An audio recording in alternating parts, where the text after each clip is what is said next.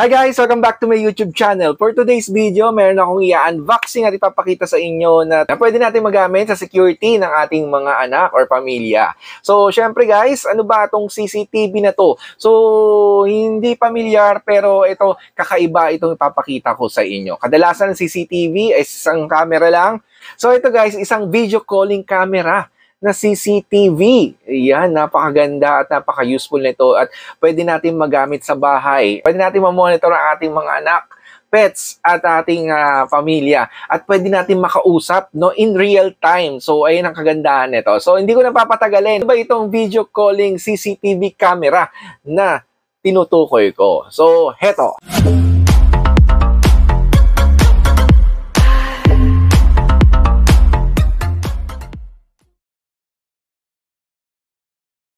So, heto siya guys. So, ito ang ating i-unboxing. So, disclaimer guys, hindi sponsor ang video na ito ng product na ipapakita ko. So, personal na binili ko to para sa security ng aking pamilya. So, ipapakita ko sa iyo at papamahagi ko para at least alam nyo na merong ganito guys, no? At bagong-bago sa market ito. Dahil itong CCTV na ito, CCTV, meron din siyang real-time video calling. Makikita mo at makakausap mo ng real time ang iyong pamilya, vice versa, no? Hindi lang sa voice, dahil sa mukha din yung screen. Yan. So, napakaganda at napaka-useful. Kaya, ito, trinay ko at papakita ko rin sa inyo para at least kung meron kayo diyan, gustong bantayan at gusto nyo rin na itry, at least may idea na kayo dito sa produkto na ito. So, ayan, unboxing na natin.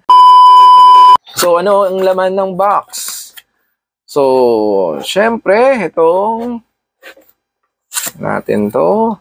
Itong mismong kanyang unit na CCTV. Yan, no? So, ito yung CCTV, para siyang robot, guys, no? CCTV na camera, tapos itong screen niya. So, ayan. So, tabi muna natin. So, ano pang kasama? Syempre, ang instruction or product manual. Kailangan natin to para makakonect tayo guys, no, dito. At kung meron kayong katanungan, basahin nyo lang at napaka-importante ng isang instruction manual. So, tabi natin. At meron pa siyang kasamang ayun, USB cable. So, napakaganda nito dahil Type-C na ang kanyang USB cable adapter. So, syempre kasama dyan yung adapter niya, mismong adapter. Yan, so ito. So, adapter, then the USB cable na Type-C. So, yan lang naman ang kasama dito sa box. So, yan, papakita ko sa inyo kung paano ito i-connect, paano gumagana itong video calling CCTV camera. Ito guys, ang kanyang actual unit ng Wi-Fi SmartNet camera, video calling smart camera na papakita ko sa inyo. So dito meron kayo makikita dito na telephone na handle na icon. So ito dalawa guys, no, itong calling and end calling. So ayan. So ayan siya, then meron kayo makikita dito na screen. Yan, yung pinaka video calling screen niya. Yan. So, makikita din dyan yung oras. Mamaya papakita ko sa inyo. Then, yung date ng real time. So, dito sa likod, mapapansin nyo, meron ditong lagayan ng micro SD card. So, micro SD card, merong lagayan dyan.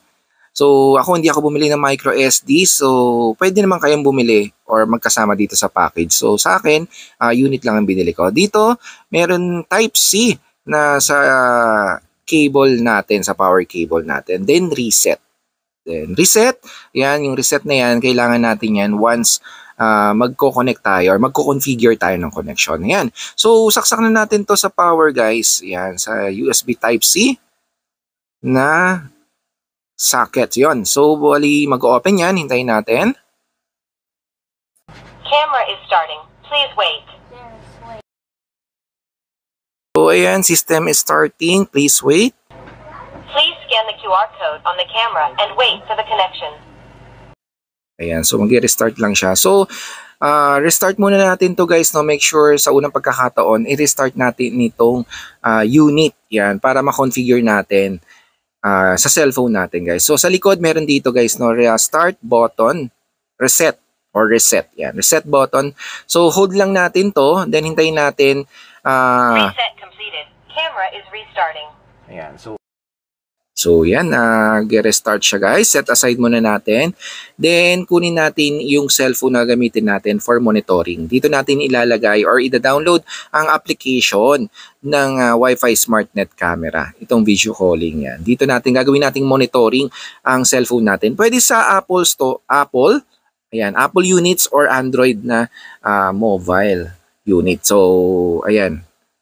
Ayan na, napakaganda niya. So, kailangan natin yung instruction manual dahil dito natin makikita ang QR code na application kung saan tayo magda-download. So, syempre, scan lang natin tong QR code sa ating mga cellphone. Then, mag-redirect yan sa Play Store or sa Apple Store. So, scan lang natin or picturean natin, automatic yan.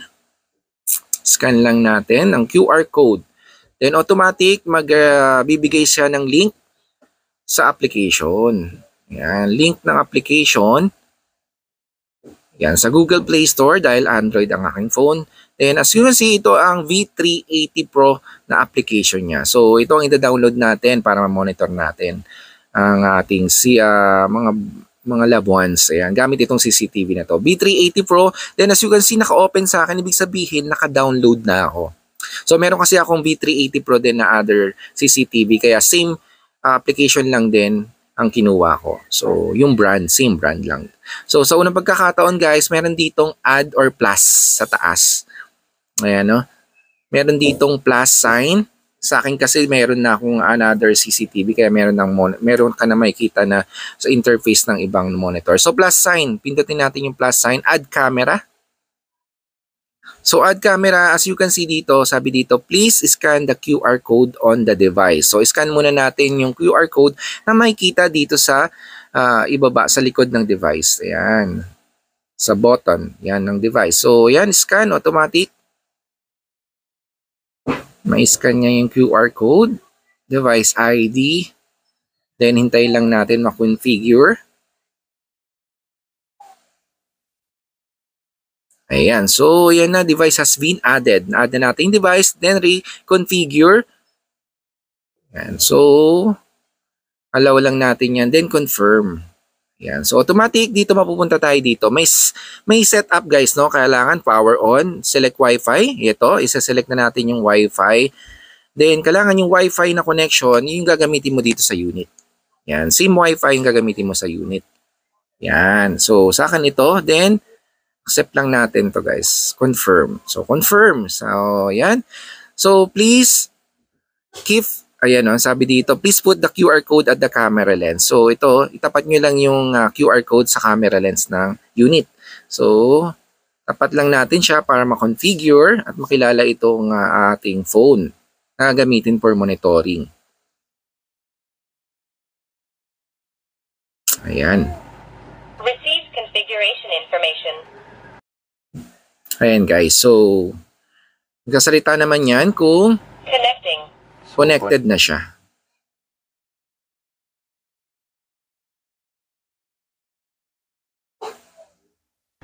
Network connected.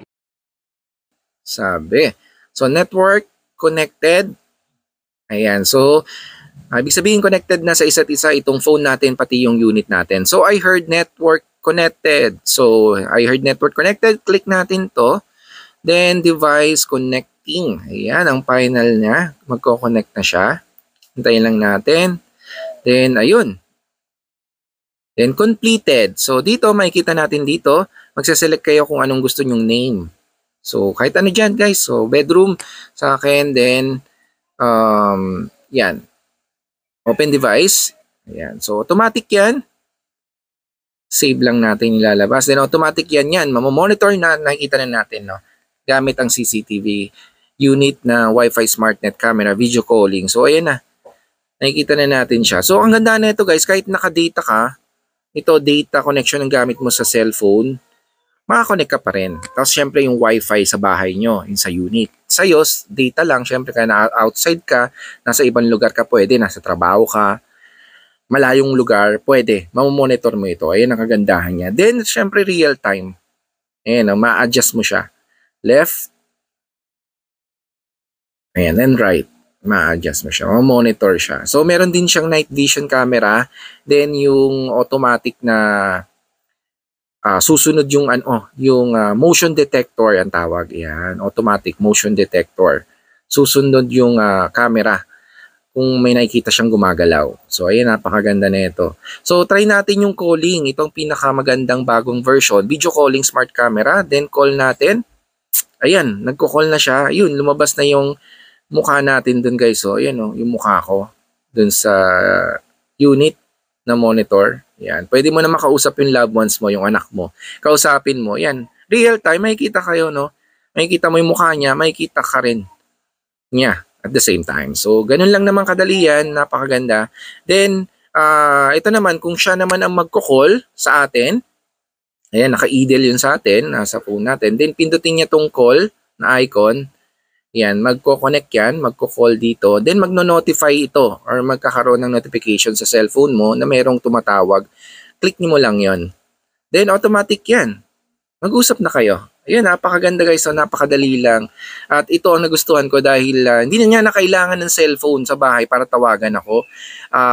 Yung loved ones ko, in case of emergency, pindutin niya lang tong call icon, automatic mag-redirect, tatawag na yan dito sa cellphone unit na nakakonekta dito sa unit ng CCTV na ito. So napakaganda at napaka-useful. Importante guys, no, isang unit lang ang pwedeng makakonect dito. Yun lang, hindi pwede dalawa, tatlo, isang unit lang ang pwedeng makakonect dito sa CCTV video calling smart camera.